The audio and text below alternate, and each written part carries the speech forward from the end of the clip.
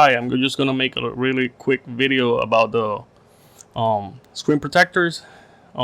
Just make sure that when you go to your T-Mobile, Verizon, Sprint store, and you're gonna get a screen protector for your Note 10 or Note 10 Plus, the Gorilla Glass might not work, or at least here I'm testing it, does not work.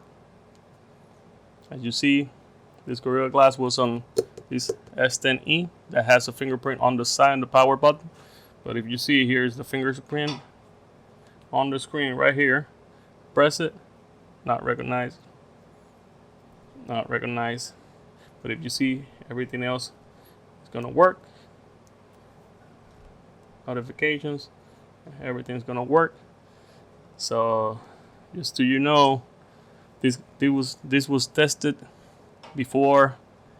MKBHD has a video. Just gonna put in the description so you can actually see that S10 video that he made of, and he tested the screen protectors, and they don't work. The Gorilla Glass does not work. Fingerprint is not recognized when you actually press it, even though if you press it really hard, it's still set not recognized. So just make sure that you're careful when you buy a screen protector for your Note 10. If it's a Gorilla Glass, it's not gonna work. See you in the next one.